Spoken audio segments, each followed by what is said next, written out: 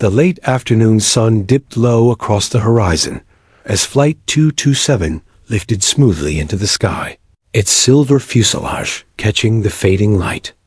Inside the cabin, the world was quieter than anyone expected for a full flight departing Washington, D.C.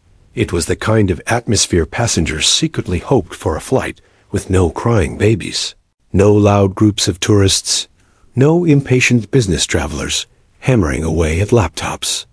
Just peace. A hum of the engines blended with the soft shuffle of footsteps from flight attendants as they began the first beverage service. In row 8, on the left side of the aircraft, a young woman named Claire rested her head against the window.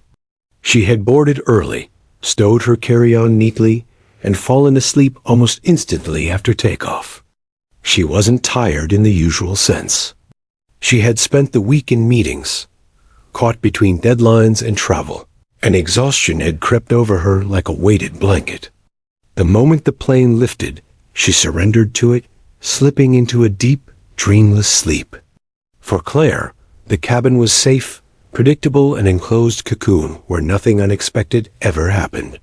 She had flown dozens of times, memorized the safety announcements, ignored them with the same casual disregard as everyone else. Flying was routine. She had no reason to think otherwise. But while she slept, something else was happening. Something she and most of the cabin remained unaware of. From the rear of the plane, 4 men moved with quiet precision. They weren't dressed in uniforms. To the casual eye, they could have been anyone. One in a plain gray hoodie, another in a dark jacket, one in jeans and a baseball cap pulled low. They carried no briefcases, no books, no signs of leisure or business. But what gave them away, at least to the observant few, was their presence. They weren't distracted like the other passengers. Their eyes scanned, measuring, calculating.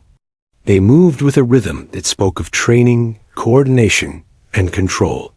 The first man stepped into the aisle, letting a flight attendant pass. He gave her a polite nod, almost too polite, and then resumed his steady pace forward. The others followed, spaced apart just enough to look casual, but never so far that they lost sight of each other. It was a choreography invisible to the untrained eye, but deliberate all the same. Most passengers noticed nothing. A businessman near the front scrolled through emails on his phone. A young couple whispered to each other in hushed voices, debating movie options on the in-flight screen.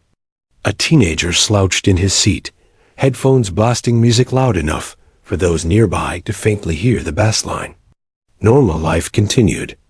But for those who noticed the men, unease began to creep in. 2 rows behind Claire, an older woman nudged her husband. "Do you see them?" she whispered, tilting her chin toward the aisle. "See who?" he muttered, not looking up from the crossword puzzle balanced on his lap. "Those men," she pressed. "They're not. They don't look like the others." Her husband sighed, dismissing it as paranoia. "Probably air marshals," he said casually, filling in a square with his pencil. "Don't worry." But she kept watching. And she wasn't alone. Further back, a college student traveling home after a semester abroad leaned into the aisle, curiosity flickering in her eyes. The way the men moved it reminded her of a documentary she once watched about Special Forces soldiers. The precision, the discipline. Her pulse quickened, though she couldn't explain why. The flight attendants, too, had noticed. As they maneuvered the cart down the aisle, their chatter dimmed, replaced by darting glances and subtle hesitation. They were trained to spot unusual behavior. These men were unusual, but they weren't disruptive, weren't aggressive. They didn't fit the profile of unruly passengers or potential threats. They seemed purposeful, watchful, alert, but not hostile. Still, the air began to change. By now, the group of men had reached the middle section of the plane. Their eyes scanned every row, every face. Then, almost in unison, Their gazes landed on row 8, and stopped. Claire shifted in her sleep, unaware of the attention now fixed on her seat. Her breathing remained steady, her head tilted against the window as the engines droned steadily in the background. She had no idea that strangers deadly trained, precise, and secretive had chosen her row as the center of their quiet mission. The lead man slowed his pace, raising a hand ever so slightly, a signal to the others. Without breaking stride, the men tightened their formation, moving with quiet certainty toward row 8. It was at this moment the mood of the cabin shifted completely. Even those who hadn't noticed before began to sense something. It was in the silence. In the deliberate way the men slowed. In the sudden stillness of flight attendants, unsure whether to intervene or stay out of the way. The businessman with his crossword paused mid-letter. The young couple stopped whispering. The college student leaned forward, her heart hammering. The older woman gripped her husband's arm, eyes wide now, her paranoia turning into validation. Something was happening. And yet, nothing was said. No announcement came over the speakers. No one explained why 4 strangers now seemed to be converging on a single sleeping passenger. The captain didn't break the silence. The flight attendants didn't step forward. The passengers held their breath, united by tension. Claire dreamed on. She might have stirred once, a faint frown crossing her face, as if her subconscious sensed unease around her. But her eyes stayed closed, her body unmoving. She had no idea she was being surrounded. No idea that every stranger nearby was now watching her, their curiosity mixing with fear. The men didn't touch her. They didn't speak to her. They didn't even look at her face. Instead, their focus was on her rower seat, her surroundings, and most importantly, the space beneath her. One of the men adjusted his cap, tilting his head toward the seat frame. The others responded with small nods. It was clear. They had found something. The passengers didn't know it yet, but Claire's seat, row 8, left side, was no longer just a seat. It was a focal point of a mission that had started long before takeoff, a mission that none of them had been told about. The lead man stopped beside Claire's row, his hand resting lightly on the seat back. The others positioned themselves with uncanny precision, one ahead, one behind, one across the aisle. They formed a quiet perimeter, a circle of discipline and control. And then, as if on cue, the cabin fell utterly still. Even the hum of conversation died. Every pair of eyes turned toward row 8, and Claire, still asleep, became the unknowing center of an unfolding mystery. The cabin lights dimmed slightly as the flight settled into its cruising altitude. A soft chime announced the seatbelt sign had switched off, releasing a wave of small Freedom seatbacks reclined, belts unbuckled, passengers shifting into more comfortable positions. Some stood constretched. Others unwrapped snacks or scrolled idly through their phones. To most, it was the ordinary rhythm of air travel. But not to the 4 men. They remained focused, their movements subtle yet deliberate. They were hunters disguised as travelers, scanning the aisle not for comfort but for control. They knew their positions, knew how far apart to space themselves, knew how to blend without ever truly disappearing. The lead man, tall, broad-shouldered, his jaw set like granite, slowed his pace as they approached the center rows. He wore an expression that never changed, calm, unreadable, and faintly intimidating. Even when he offered a polite nod to a flight attendant stepping aside, his eyes never softened. They were the eyes of someone evaluating, measuring, planning. Behind him, another man, slimmer, younger, adjusted the strap of his carry-on bag slung across his chest. The bag wasn't heavy, but he treated it as if it carried more than clothes. He brushed past a passenger with an absent, "Excuse me," his tone quiet, his stride controlled. The passenger muttered something under his breath, annoyed at the interruption, but quickly fell silent when he caught the man's steady gaze. The third man walked with a casual slouch, his baseball cap pulled low. To anyone glancing up, he might have seemed the most ordinary of the group, just another tired traveler avoiding eye contact. But the cap couldn't disguise the sharp awareness in his posture, the way his shoulders stayed squared, the way his head tilted slightly every few steps, checking blind spots as if the airplane aisle were a battlefield. The last man followed at a distance, blending into the crowd. His gaze swept the passengers with mechanical precision. He had the look of someone who could memorize faces in an instant, cataloging expressions, clothes, movements. He carried no distractions, no phone, no book, no earbuds. Just silence. Together, they formed a quiet phalanx, threading down the aisle as if on rails. A ripple of awareness moved through the cabin. It wasn't panic, not yet. Just an unease that spread from one row to the next. The older woman in row 10 still clutched her husband's arm, whispering under her breath about those men. The college student leaned forward so far, her seatbelt strained against her waist.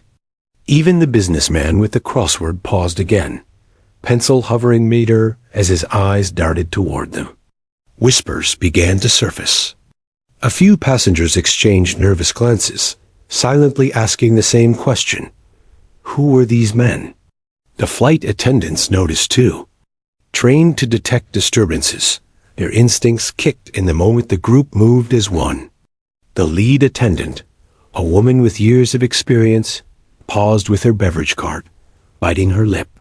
She had seen air marshals before, but these men didn't fit the exact mold.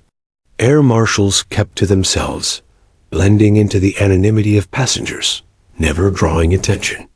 These men weren't trying to blend anymore. They were too coordinated, too focused. Still, the attendants said nothing. Protocol demanded discretion. If the men were indeed part of an undercover operation, interfering would cause more harm than good. So, they carried on handing out sodas, smiling thinly, all while stealing glances at the shadows in the aisle. The passengers, however, had no such training. The whispers grew louder. Do you think they're police? A teenager muttered to his friend across the aisle. No, maybe soldiers, the friend guessed, eyes wide. The older woman whispered fiercely to her husband. I told you. Something's wrong. I can feel it. Even the couple who had been whispering about movies earlier now exchanged worried looks, their excitement dimmed by the tension building like static in the air. And through it all, Claire in row 8 slept on. Her chest rose and fell in a steady rhythm, her lips slightly parted as she drifted through dreams untouched by the world around her. The blanket pulled to her chin gave her the look of someone wrapped in safety, cocooned from reality. Little did she know, reality had shifted around her seat. As the men drew closer, passengers instinctively leaned back, pressing themselves into their chairs, unwilling to obstruct their path. No one wanted to be noticed by them, as if eye contact alone might invite suspicion. The lead man raised his hand slightly, barely a gesture, and the group slowed. The formation tightened, their casual facade slipping just enough to reveal the structure beneath it. They were not four random men. They were a team, and their eyes had locked onto row 8. It was then that the whispers stopped. The silence spread as surely as the unease had. Conversations trailed off. Laughter from the back rows died mid-breath. The teenager pulled off his headphones, sensing something important was happening. The businessman quietly folded his newspaper. Even the hum of the beverage cart seemed louder in the absence of voices. Every gaze turned toward row 8. The woman in the window seat, still asleep, became the center of gravity for the entire cabin. But the men didn't look at her. Not directly. Their focus was lower, sharper. Their eyes drifted toward the floor beneath her seat, as if the carpeted space concealed something more significant than a stray magazine or forgotten handbag. The lead man nodded once, almost imperceptibly. The others shifted, adjusting their stances until the aisle around row 8 became a controlled perimeter. One positioned himself just ahead, blocking the path forward. Another lingered just behind, cutting off the rear. The man with the cap leaned into the opposite aisle, angling his body so that no one could slip through unnoticed. The fourth stayed near the overhead bins, his gaze unyielding. Together, they formed an unspoken barrier. The passengers didn't know what to think. Some believed an arrest was imminent. Others feared a bomb threat. A few simply froze, too stunned to speculate. The only certainty was that something serious was unfolding.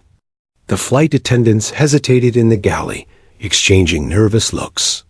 They wanted answers as much as the passengers did, but they knew none would come. These men were operating outside the normal script of airline emergencies. This wasn't turbulence or a medical call or an unruly passenger to be subdued with zip ties. This was something different. The tension thickened with every passing second. Claire stirred faintly, adjusting her blanket, but did not wake. Her ignorance was almost surreal to those around her. How could she sleep while the world leaned in around her seat, holding its collective breath? The lead man's eyes flicked toward his team. A silent exchange passed between them, words unnecessary. They knew their roles. They knew their timing. And in that silence, one truth became clear to the watchful passengers. These men were not improvising. They had come for this. The cabin was no longer ordinary. The peace had been stripped away, replaced by suspense so sharp it prickled against the skin. And all of it pointed to row 8. The aisle narrowed as the men reached the middle rows, the hum of the engines filling the silence they left in their wake. 1,000 tiny details seemed amplified, now the rattle of ice in a plastic cup, the squeak of a leather seat, the faint rustle of a page turning. Everything ordinary became a backdrop to the extraordinary presence of the 4 strangers closing in. And then they stopped. It wasn't a gradual halt. It was precise, synchronized, as though invisible wires had yanked them to stillness. The lead man lifted his hand, just a subtle motion, nothing dramatic, but the effect was immediate. His team froze. The passengers froze. Even the flight attendants paused mid-step, their tray of sodas trembling slightly in one attendant's grip. Row 8. That was where they stopped. The woman by the window, Claire, remained asleep, oblivious to the sudden circle forming around her. Her breath fogged the glass faintly. Her blanket pulled close. Her head tilted against the cool plastic wall of the aircraft. To her, the world was still safe, uneventful, soft. To everyone else, it was suddenly electrified with dread. The lead man scanned the row, his eyes not lingering on Claire, but sweeping beneath her seat, then along the narrow aisle space, then back up to the overhead compartments above. His jaw flexed. He didn't blink often. When he did, it was deliberate, calculated, as though even that small act had timing.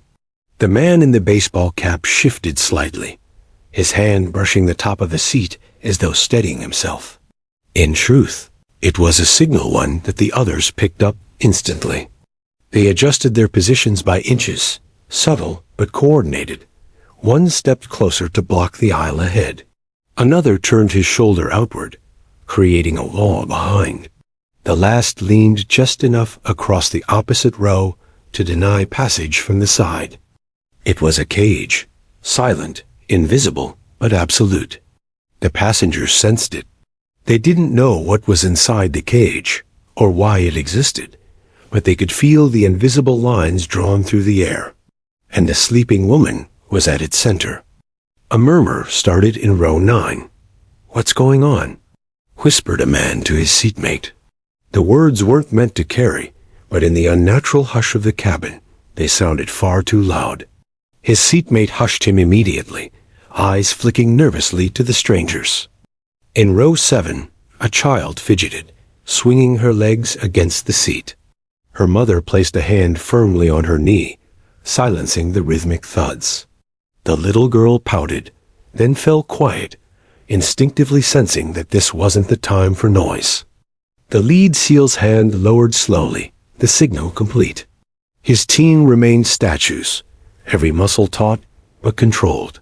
To those watching, it was surreal, like seeing a freeze frame in real life, an image suspended in time where everyone held their breath. The businessman with the crossword puzzle hadn't turned a page in minutes. His pencil hovered above the same half-filled square, his knuckles whitening as he gripped it. He was a man who thrived on control, on predictability, flight schedules, meeting agendas, hotel check-ins. This wasn't in the plan. This was chaos, and it terrified him. The college student leaned forward, so far she nearly touched the seat in front of her. Her heart raced, thumping in her ears like the bass of a concert speaker. She didn't want to miss a second. Every detail, the set of their shoulders, the way their eyes tracked unseen lines, burned itself into her memory. Later, she would try to explain it to her friends, but the words wouldn't come close. The older woman in row 10 clutched her husband's sleeve so tightly, he winced. "I told you," she hissed. "I told you something was wrong." Her husband, pale now, didn't argue. He only nodded stiffly, his crossword forgotten. Still, Claire slept. The absurdity of it made the tension almost unbearable. She shifted, slightly, adjusting her head against the window, sighing softly as though lost in a dream. Her hair fell across her cheek. She didn't stir to the silence, didn't wake to the circle of men standing feet away, didn't feel the stares of dozens of strangers pinned on her like spotlights. The man with the cap bent his knees slightly, lowering his gaze closer to the carpet beneath row 8. His expression didn't change, but his eyes narrowed. He saw something. The lead SEAL caught the shift instantly.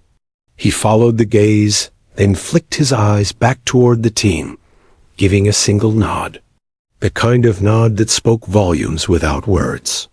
Whatever they were here for, they had found it. But they didn't reach for it. Not yet. That was the part that rattled the passengers most. If there had been a sudden burst of movement, a weapon drawn, a suspect restrained, it might have made sense.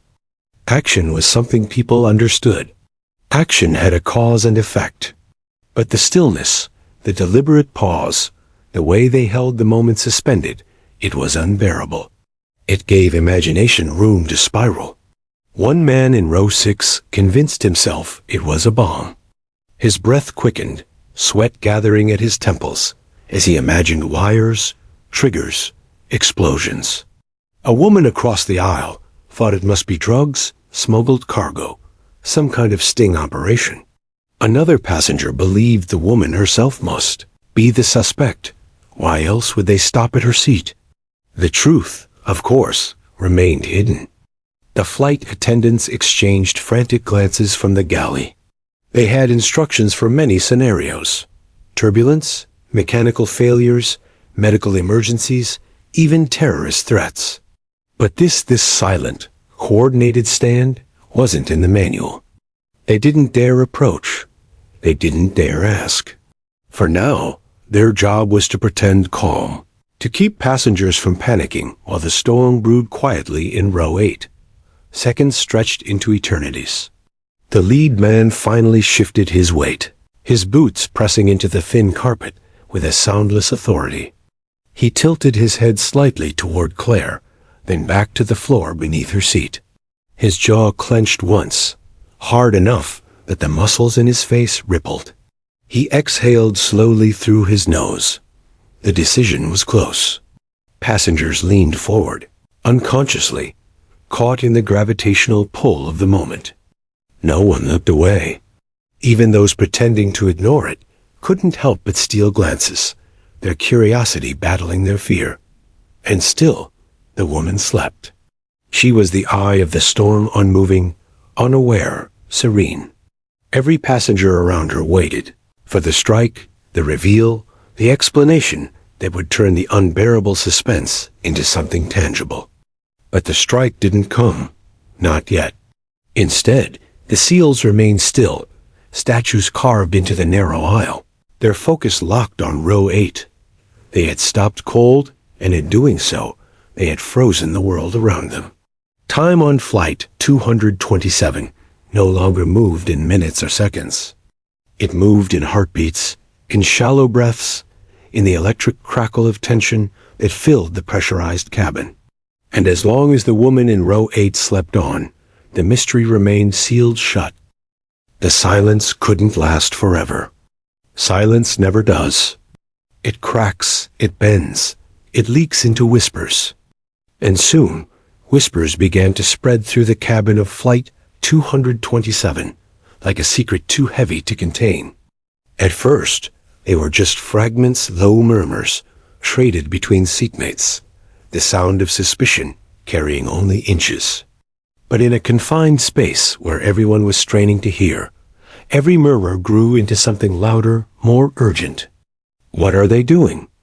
A man in row 6 muttered, his voice tight. His seatmate shrugged nervously, eyes darting toward row 8. "I don't know." But they're not. Normal passengers. 2 rows back, a teenager yanked off his headphones, sensing something important was unfolding. He leaned across the aisle to his friend. "Dude, look at them. Military. They have to be." His friend shook his head, pale. "Then why here? Why her?" His eyes flicked toward the sleeping woman at the window. She doesn't even look awake. The older woman in row 10, the one who had noticed them first, was no longer whispering. Her voice carried sharper now, tremoring with vindication. "I told you, Frank. I told you something was wrong. They're surrounding her seat. They're not moving. You see? You see?" Her husband, normally quick to dismiss her fears, had nothing to say this time.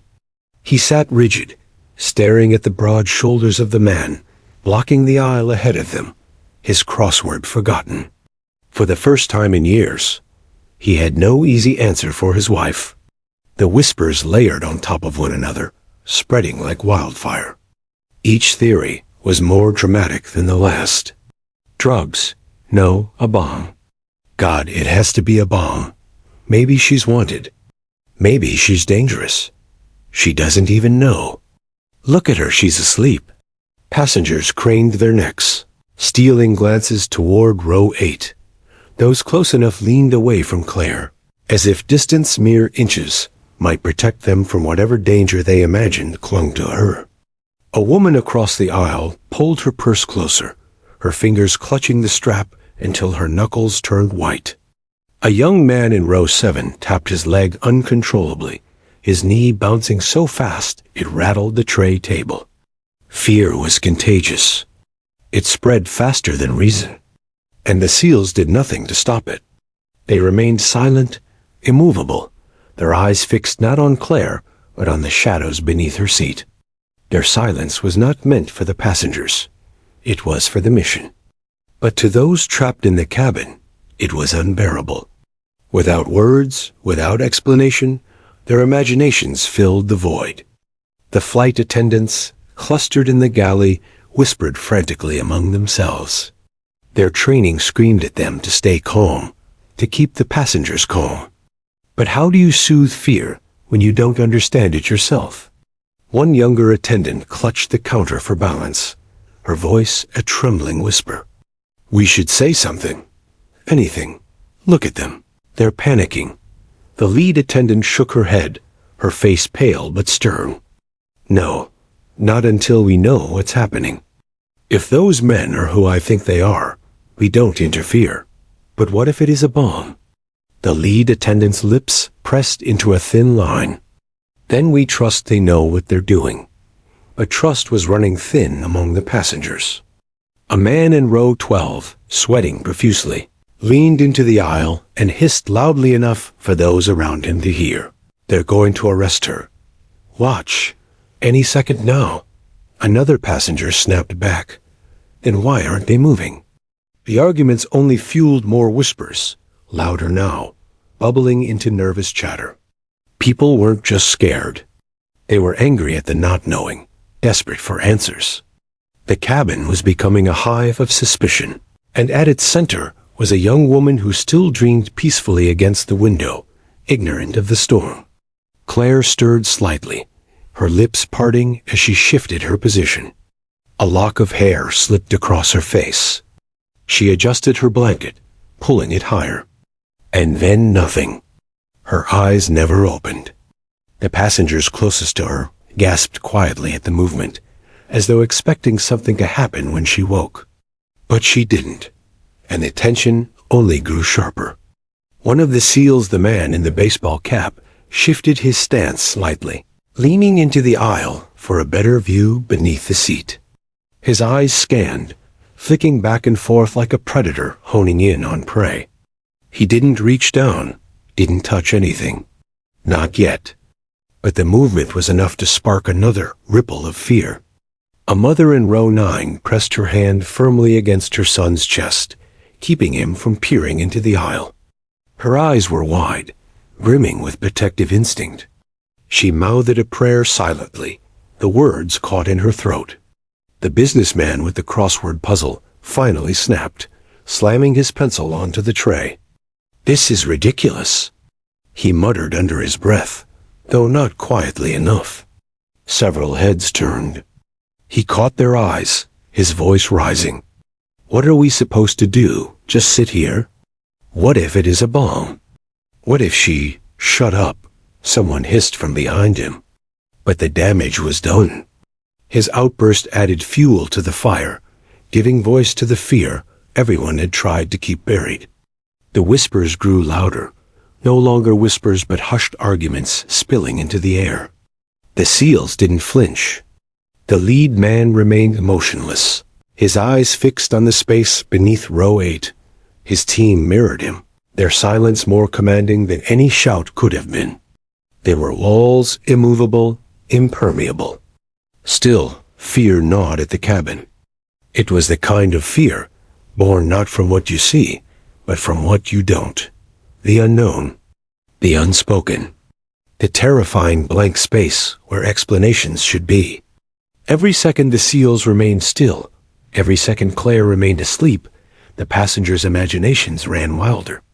One man pictured wires tangled beneath her seat, a timer ticking silently down. Another envisioned a weapon, a gun smuggled aboard, ready to be seized. A woman imagined a fugitive in disguise, her mind spiraling into headlines she had read about terrorists hiding in plain sight. Each theory was more frightening than the last.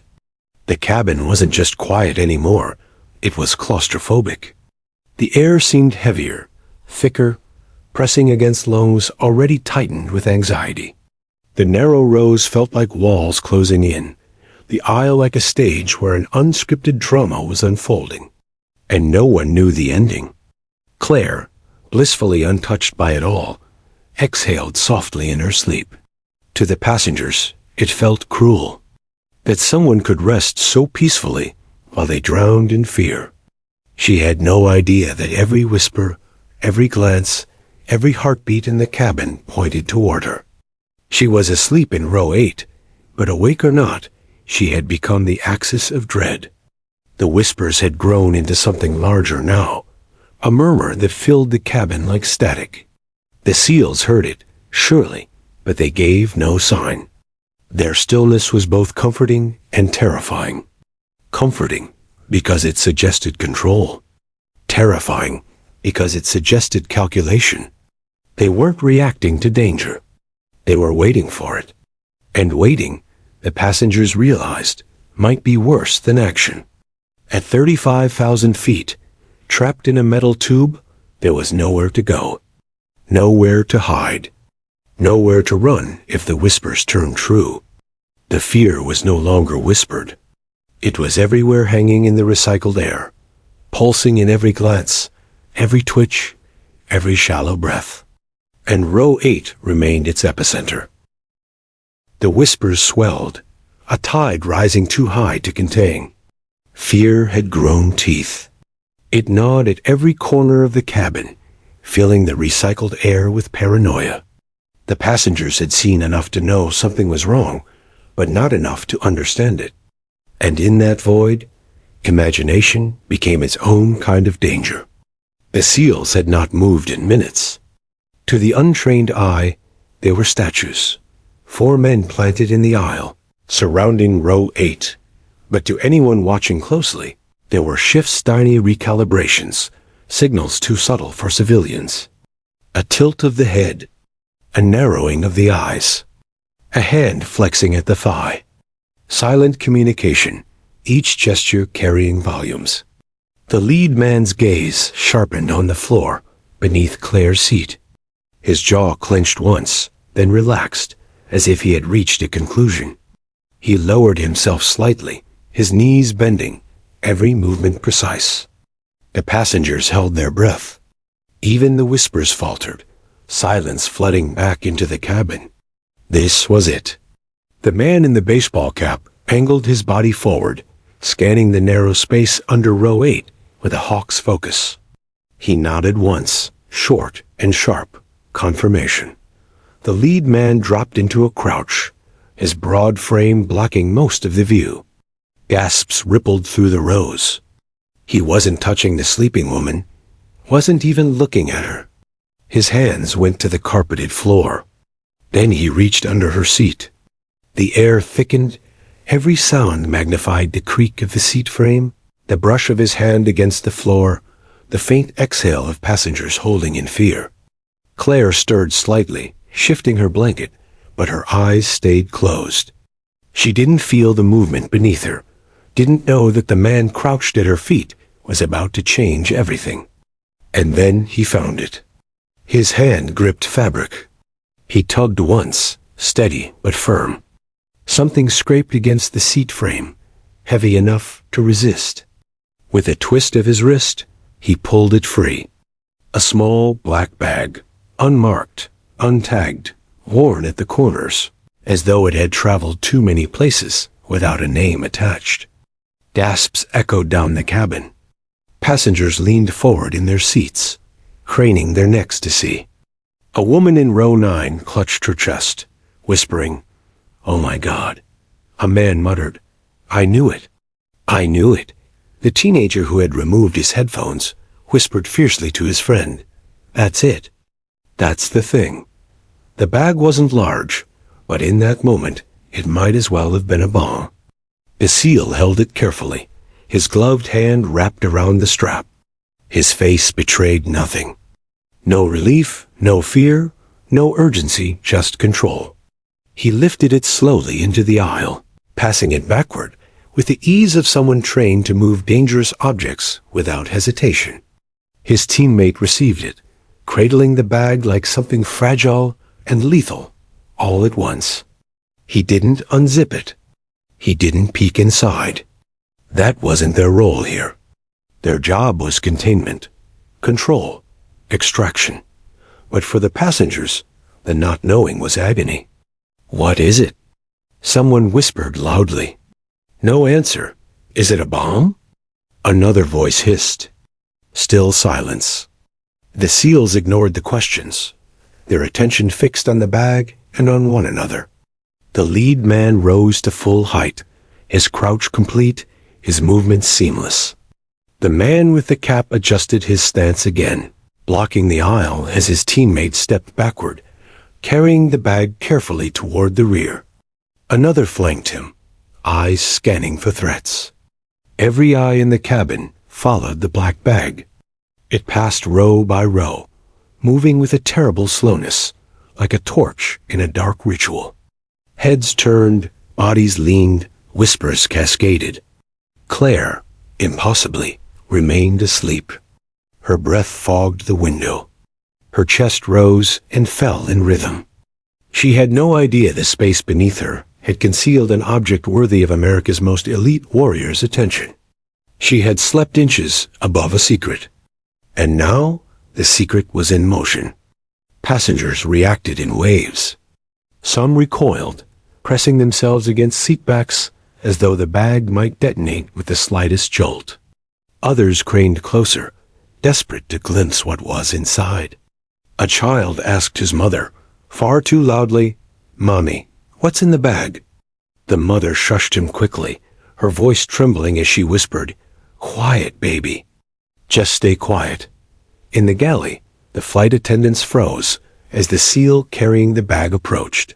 Their eyes widened. Training demanded they offer assistance, but instinct told them to step aside.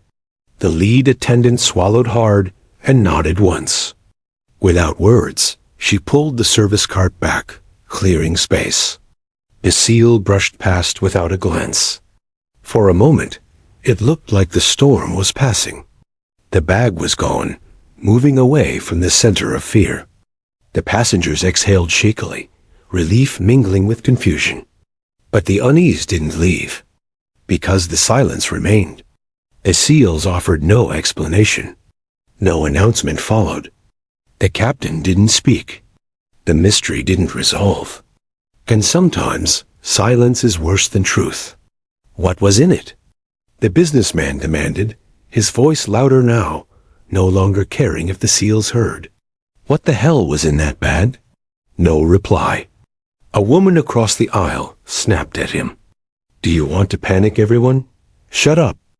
"I think everyone's already panicking," he shot back, his voice sharp. He wasn't wrong. The cabin's fear didn't vanish with the bag. It shifted. It multiplied. Theories spun faster than ever. Some believed the worst had been removed. Others thought the danger still lingered. Every passenger built their own explanation, piecing together fragments of imagination and fear. And Claire, still asleep, remained the most haunting detail of all. How could she sleep through this? How could she dream peacefully when everyone else was drowning in fear? It was as though she belonged to another world entirely, untouched by the storm. Some passengers envied her ignorance. Others resented it. But no one could look away from her. The SEALs stayed in their perimeter, even after the bag was gone. They didn't relax. They didn't disperse. Their mission wasn't over. And the passengers knew whatever had been under row 8 wasn't the end of the story. It was only the beginning. The black bag was gone. Taken from beneath row 8 and carried toward the rear, it had vanished beyond sight. Yet its absence did not erase the fear, it only transformed it. Fear, once tied to the physical object, now spread like smoke, filling every crevice of the cabin. For the passengers, the removal should have been relief. But it wasn't. Instead, it was the silence afterward that pressed down hardest. No announcement, no explanation, no sense of resolution. Just the quiet hum of engines and the low, uneven breaths of 200 people who no longer felt safe. The SEALs remained in place, 3 men forming a perimeter around row 8. Their teammate had disappeared with the bag, swallowed by the rear galley. None of the remaining men shifted, spoke, or softened their stances. To them, the mission wasn't complete. To the passengers, it felt like a sentence without an end. A murmur rippled across the cabin. Where did they take it? What was inside? Why aren't they telling us anything? Answers didn't come. The absence of them only fed paranoia. The businessman in row 10 snapped again, his patience fraying into panic. This is insane. His voice rose above the whispers. We deserve to know what's happening. Do they think we're stupid? Sitting here like targets? His words sent another wave of unease through nearby rows. A young woman across the aisle pressed her palms over her ears, whispering frantically to herself, as if she could drown out both his anger and her own thoughts. The lead SEAL shifted slightly, his eyes flicking toward the businessman. His stare was enough to silence the man mid-rant. It wasn't a threat, it didn't need to be. It was a reminder. Control was theirs, not his. Still, the tension simmered. At the back, the flight attendants huddled, voices low, trying to steady themselves. The lead attendant had a phone pressed to her ear, speaking in rapid whispers to the cockpit. Yes, "Yes, I understand," she murmured. "No, they haven't said a word. The passengers are." She glanced toward the cabin, where faces strained for answers. "They're on edge. I don't know how long we can keep them calm." The voice on the other end was calm, clipped, official. She listened, nodded, and then replaced the receiver. Her colleagues looked at her expectantly. "Well," one asked. She hesitated. "The captain says we follow their lead. Whatever they need, we don't interfere." "And the passengers?" The lead attendant exhaled slowly. "We manage what we can." But managing fear was like cupping water in bare hands, slipped through no matter how tightly she tried to hold it. A toddler in row 14 began to cry, his wails cutting through the thick silence. His mother rocked him quickly, whispering reassurances that rang hollow even to herself. 2 rows ahead, a teenager clutched his armrest so tightly his knuckles whitened, eyes locked on the men in the aisle. The SEALs did not flinch. The lead man kept his stance wide, gaze fixed forward. He was a wall, blocking the passengers from seeing too much of Claire, from seeing the exact spot where the bag had been. The man in the baseball cap scanned the cabin with slow precision, his eyes catching every movement, every fidget, every whisper. The third stood slightly back, his posture angled to guard against any sudden advance. Together, they were a fortress. Claire shifted again in her sleep, exhaling softly, her body adjusting against the window. The blanket slipped lower, revealing the curve of her shoulder. She blinked once, half awake, half dreaming, but her eyes closed again. Whatever moment of consciousness brushed her, it wasn't enough to anchor her to reality. For those around her, the sight was surreal. "How can she still be asleep?" a woman whispered. "She has no idea," a man muttered back, his tone edged with awe and frustration. Claire had become both symbol and mystery, untouched, unbothered, an anchor of innocence in a cabin spiraling into suspicion. Some envied her detachment, others despised it, but none could ignore it. The SEAL who had carried the bag reappeared from the rear. The galley curtain swished aside, and there he was again, his hands empty. He moved with the same measured precision as before, rejoining his unit without ceremony. The passengers leaned forward, desperate for clues. Had he disposed of it? Secured it? Handed it off to someone unseen? But his face revealed nothing. If there was relief, it was hidden. If there was danger still, he didn't show it. The team exchanged a series of quick glances, a language of its own. The lead man nodded once, subtle, final, a decision made. Still, the silence endured. The businessman tried again, his voice cracking with desperation. "You can't just leave us like this. We're human beings, not." This time the SEAL in the cap lifted a single finger to his lips. The gesture was soft, but it carried the weight of command. The businessman swallowed his words and sank back into his seat. The hush returned. But beneath it, the passengers buzzed with private terror. They thought of news stories, of planes forced to land, of lives snatched from the sky. They pictured headlines that might carry their names tomorrow. Every minute stretched longer than the last. A man in row 12 whispered to his wife, "If it was a bomb, wouldn't they have said something? Wouldn't they have?" His wife shook her head, too afraid to answer. A teenager texted furiously on his phone, though the plane's Wi-Fi had long since cut out. He typed messages no one would receive. "Something's happening. Navy SEALs on board. They found the bag. I don't know what's going to happen." The cabin was a prison of uncertainty. And yet, at its center, Claire slept on.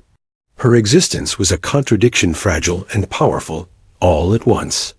She had no idea the fate of every passenger had pivoted around the space beneath her seat. No idea that the most dangerous moment of her life had passed within inches of her. The SEALs knew. The bag was contained, secured, neutralized, but their work wasn't done. A mission didn't end with removal. It ended with control, with certainty, with silence preserved until the wheels touched the ground.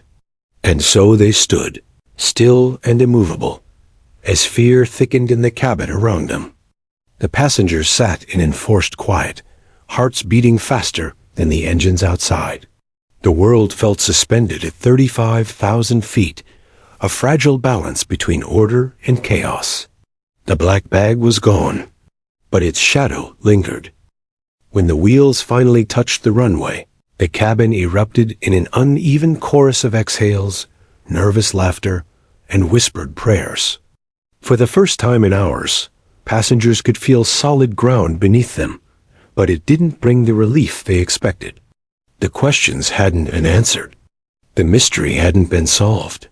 The SEALs remained still until the plane slowed to a crawl, their posture unbroken, their silence intact. They were the first to move, not toward the exit, but toward the sleeping woman in row 8. Claire blinked awake just as the landing jolted her forward, her blanket slipping from her shoulders. She rubbed her eyes gradually, confused by the strange hush that surrounded her row. "Are we already here?" she murmured, her voice thick with sleep.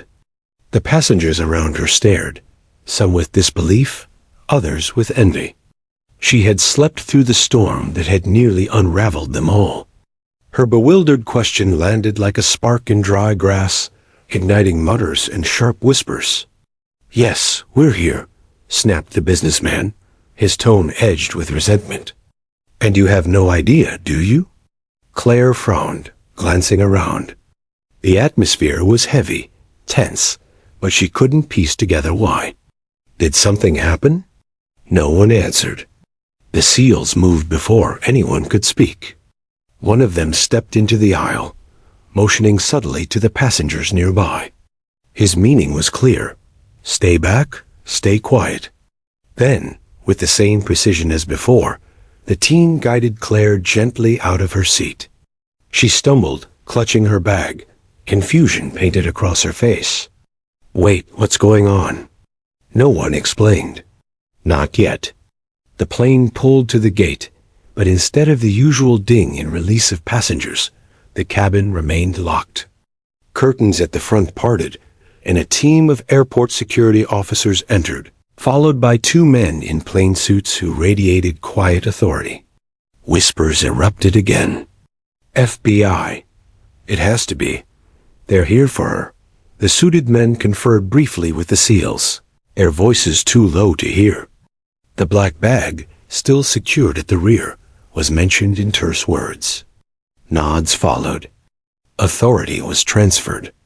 The mission shifted from the skies to the ground. Claire's confusion deepened into panic. "Why are you taking me?" "I didn't do anything." One of the men in suits gave her a calm but firm look. "You're not in trouble. But we need to speak with you." Passengers craned their necks, watching as she was escorted down the aisle. The sight was surreal. The girl who had slept through everything now walking at the center of attention, the unwitting focus of 200 strangers' fear.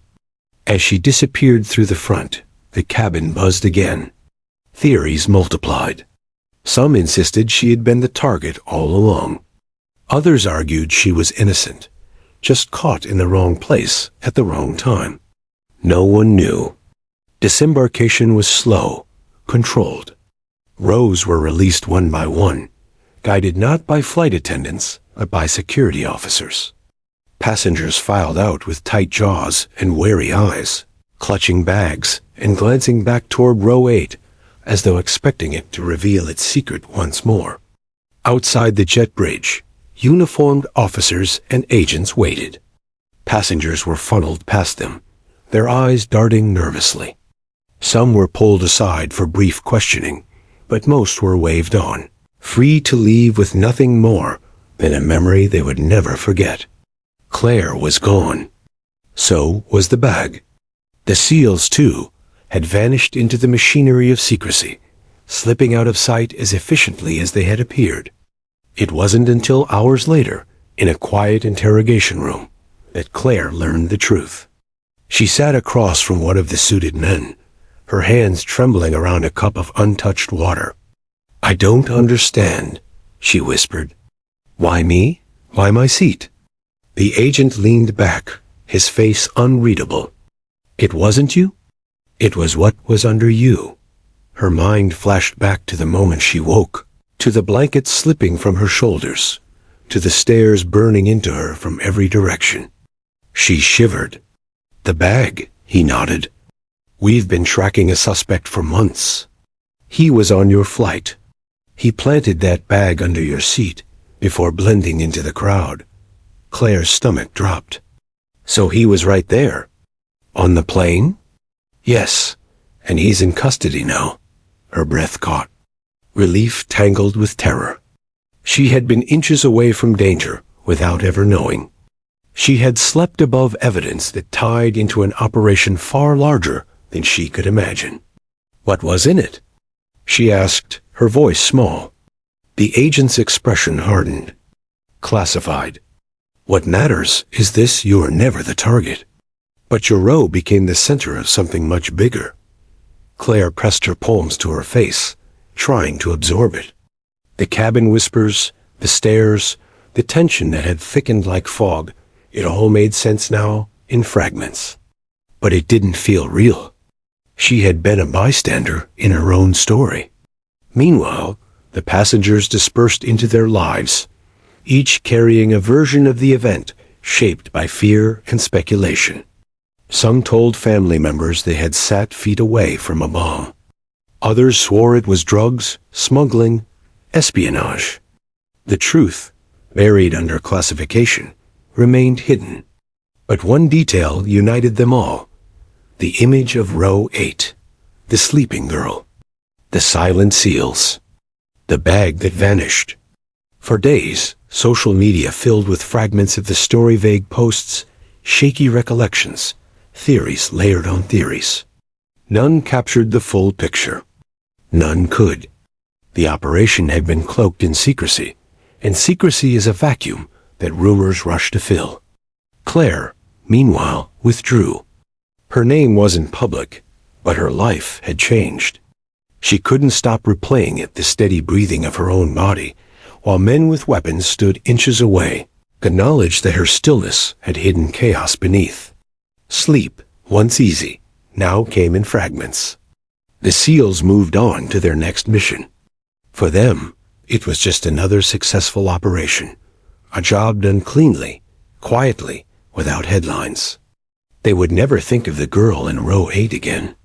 But for her and for the passengers, nothing was ordinary anymore. In the days that followed Flight 227, life for most passengers returned to a version of normal, but it was never quite the same. They boarded other planes, attended meetings, tucked children into bed, but the memory of that silent standoff in the sky clung to them like smoke after a fire. Each retelling was different. The businessman in Row 10 told anyone who would listen that he had looked danger in the eye and demanded answers from Navy SEALs. His story grew with every retelling. The bag became larger, heavier, almost ticking. He painted himself as the lone voice of reason among a cabin of sheep. His audience, wide-eyed in conference rooms and dinner parties, nodded along, feeding his ego. The teenager who had ripped off his headphones told his friends it was like a movie. He exaggerated the SEALs' movements, mimicking their silent signals, describing the way the bag had slid out from under the seat like contraband in a spy thriller. His friends laughed, incredulous, but the pride in his voice was unmistakable. He had seen something most people never would. The older woman in Row 10 clung to her fear like proof of her instincts. "I knew something was wrong," she told her family. "The moment they boarded, I knew." She repeated it often, as if speaking it aloud justified the panic she had felt. Even the flight attendants carried the story with them, whispering in break rooms about the flight that had turned into something unspoken, something shadowed. They joked sometimes, but beneath the humor was an edge of awe. They had been part of an operation that would never make headlines. And Claire, she bore the heaviest burden of all. She returned to her small apartment with its chipped paint and humming refrigerator, but nothing looked the same.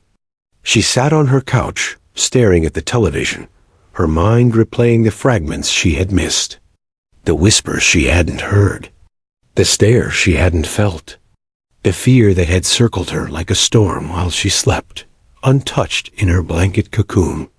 For days she avoided sleep. Each time her eyes closed, her imagination supplied the images she hadn't seen in real life. The seal crouching beneath her, the bag sliding free, the passengers' faces twisted in terror. Her body had been there, but her awareness had not, and now her mind tried to fill the void. When she did sleep, her dreams were crowded. She dreamed of waking to find the bag in her lap, of passengers pointing accusing fingers, of alarms blaring as the cabin shook. She woke with her heart racing, sweat dampening her pillow. In quieter moments, she thought of the agent's words. It wasn't you. It was what was under you. But how could she separate herself from it? She had become the axis, the center, the story others told. Even if she had been nothing more than a bystander, her name, or at least her row, was etched into memory. She Googled for news, searching for any scrap of information, but found nothing. No headlines, no articles. Just silence. The story was locked away, sealed in files marked classified. To the world, it had never happened. And yet, she knew it had. 200 passengers knew it had. That was the strangest part. The memory was too heavy to carry, but too unbelievable to share. When she tried to explain it to her sister over the phone, the words tangled. I slept through it, she said, voice breaking. I slept while everyone thought they might die. Her sister was quiet for a long moment, then said gently, maybe that's what saved you. You didn't feel the fear. You were spared, but Claire didn't feel spared. She felt haunted. For the SEALs, it was different. They debriefed, logged the mission, handed over the evidence. The bag was catalogued, its contents secured, the suspect processed. Then they moved on. Another mission waited, another flight, another shadowed task no one would ever know about. For them, Row 8 was a detail in a long chain of details. Nothing more. They wouldn't remember Claire's face, or the way the passengers had whispered, like a hive of bees. They wouldn't remember the toddler crying, or the businessman shouting. They wouldn't think about the dreams Claire would have for months after. For them, it was a clean job, executed with precision. But for the passengers, it was a fracture in the ordinary. Long after, they would sit in other planes and glance suspiciously at unattended bags. They would remember the stillness of the SEALs, the silence of the cabin, the weight of not knowing. They would tell the story to strangers, embellishing or minimizing, but always circling back to the same detail. She was asleep. Asleep in Row 8, and everything happened around her. In a way, that was the part that stuck. That one person could remain untouched by chaos, a center of calm or ignorance, while the world spun wildly. Claire became less a person and more a symbol in their retellings. The girl who slept through danger. The girl who never knew until it was over. On quiet nights, Claire wondered about that too. Was it luck, fate, or simply absurd coincidence? She thought about the man who had planted the bag, slipping it under her seat with practiced ease. Had he looked at her as he did it? Had he chosen her row deliberately? Or had she just been another number, another square of carpet on a plane full of strangers? She would never know, but she carried the weight of not knowing, just as the others carried their fragments. Together, they held a story without an ending, a puzzle missing its final piece. Years later, they would still remember. The businessman with his bravado, the teenager with his wide-eyed tale, the woman certain she had known from the start. the flight attendants whispering in their galleys. And Claire, always Claire, asleep in row 8. The seals would not remember them. The files would stay locked. The world would move on. But for those who lived it, that flight was a scar carved into the sky, invisible to everyone else, but unforgettable to them. And for Claire, it was a reminder she could never escape. Sometimes the most ordinary moments, the doze of a tired traveler, the shuffle of feet down an aisle hide the extraordinary. Sometimes history brushes against you while you sleep. And sometimes you only learn you were part of the story when it's already over.